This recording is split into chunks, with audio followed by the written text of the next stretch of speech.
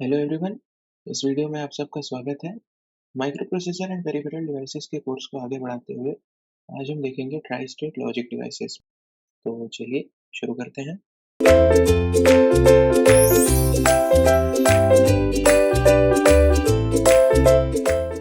अभी तक हमने इंस्ट्रक्शन सेट्स एंड 8085 आर्किटेक्चर और ऐसे जितने भी कंसेप्ट हैं, टाइमिंग डायग्राम हो गया, मशीन कंट्रोल सिग्नल्स हो गए, ये सब देख लिया है। तो आगे बढ़ते हुए आज हम देखेंगे try state logic devices. Logic devices जो इंटरफेसिंग के लिए यूज़ होते हैं, उनमें ट्राई स्टेट डिवाइसेस जो भी हैं उनमें अलग-अलग तरह के हैं, जैसे buffer, by directional buffer, decoder, encoder, flip flop. ये सारे अलग-अलग तरह के लॉजिक डिवाइसेस हैं जो ट्राई स्टेट लॉजिक डिवाइसेस कहलाते हैं, ये यूज़ होते हैं। ट्राई स्टेट लॉजिक आउटपुट्स, अब क्या है कि हमें इसकी ज़रूरत क्यों है कि आप भी देखिए, since we can have multiple masters on a bus, we need tri-state logic or attachment to a bus so that device can choose to drive or not drive the bus depending on whether it is the bus master for a given bus cycle.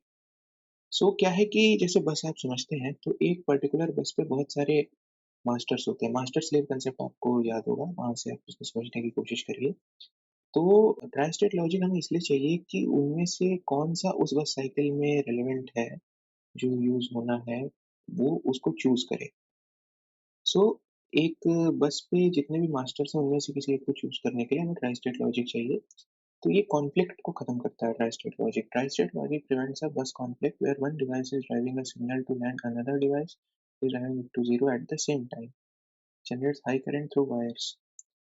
सो यही जो conflict है कि भाई एक signal आपको high दे रहा है, दूसरा उसको लो करना चाह रहा है, तो ऐसे में कॉन्फ्लिक्ट होगा ना, तो हाई करंट आ सकता है, बहुत जल बल सकता है वहाँ पे। Next is tri-state logic and buses. So the logical element has output enable pin to go from a floating output to drive the output from the circuit. और इन बस ड्राइवर और बफर्स के लिए हम इन्वर्टर्स एंड बफर्स यूज करते हैं। अब ऐसे ही दो सच ड्राइवर या बफर को अगर हम अपोजिट डायरेक्शन में लगा दें तो हम उसको बाई डायरेक्शनल बफर कह सकते हैं। The gates also provide more drive into the bus so that the bus signals are stronger and the bus can be longer. So जो गेट्स हैं वो ज़्यादा ड्राइव प्रोवाइड करते हैं बस सिग्नल्स को। जैसे सो नाउ ट्राई-स्टेट लॉजिक, अब मल्टीपल नॉर्मल आउटपुट्स को अगर हम साथ में किसी बस में कनेक्ट करते हैं तो उसमें क्या है कि कोई एक ज़ीरो स्टेट में हो सकता है, दूसरा 1 में हो सकता है।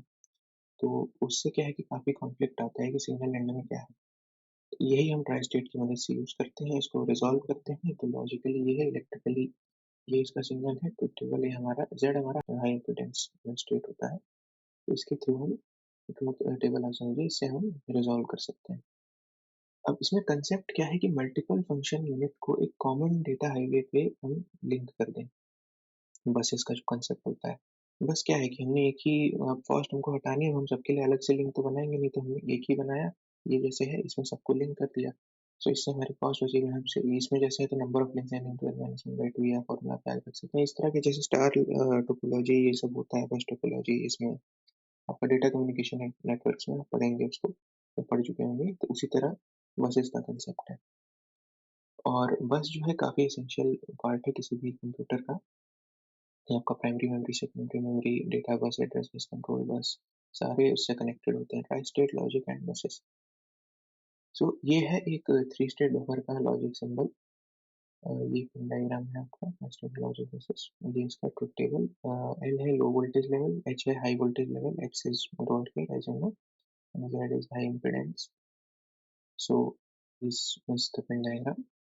ये आपके थ्री स्टेट बफर्स हैं जो देखिए यहाँ पे कनेक्टेड है इन तीनों पॉइंट्स में। यहाँ पे इन तीनों पिंस में कनेक्टेड है, यहाँ पे इन तीनों पिंस में कनेक्टेड है, यहाँ पे इन तीनों पिंस में कनेक्टेड है।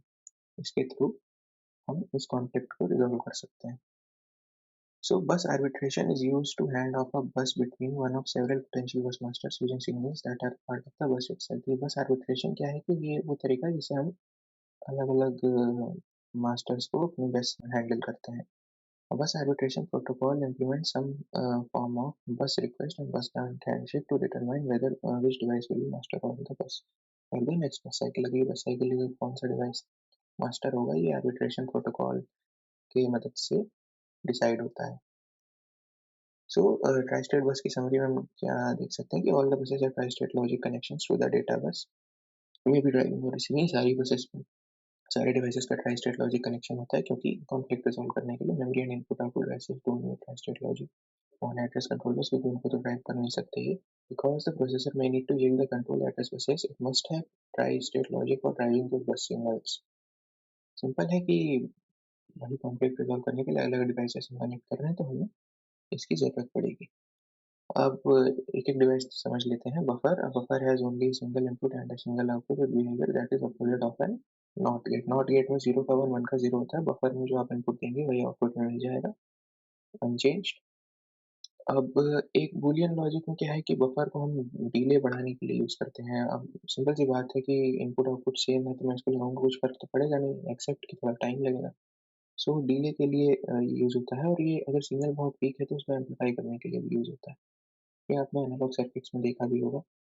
नेक्स्ट है decoder. Decoder is device which does the reverse operation of an encoder doing the encoding so that the original information can be retrieved. तो वो एनकोडर का काम है। डिकोडर किसी एन्कोडेड मैसेज को डिकोड करता है। So it is a combinational circuit that converts binary information from n input lines to a maximum of 2 की power n unique output lines।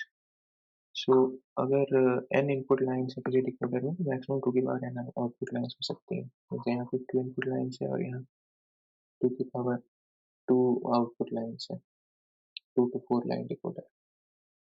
Next है आपका एनकोडर। वही डिकोडर का उल्टा ही एनकोड करने के लिए होता है। इसमें वही 2 की power n to n lines में आपकी एनकोडिंग आप कर सकते हैं। Encoder is a device circuit transducer that converts information from one format or code to another for the purposes of standardization, speed, secrecy, security में encryption encryption आपको कुछ code करना हो कि भाई कोई और ना समझ पाए, तो उसके लिए हम एनकोडर यूज़ करते हैं, सिंपल सी बात है। डी फ्लिप फ्लॉप, ये आपने डिजिटल इलेक्ट्रॉनिक्स में पढ़ा होगा। A flip flop or latch is a circuit that has two stable states and can be used to store state information, and a flip flop is a bistable multivalidator. The circuit can be made to change state signals applied to one or more control inputs and will have one or two outputs। Simple है। D flip flop बहुत widely use होता है, इसे हम data या delay भी कहते हैं। D input at a definite portion of the clock cycle.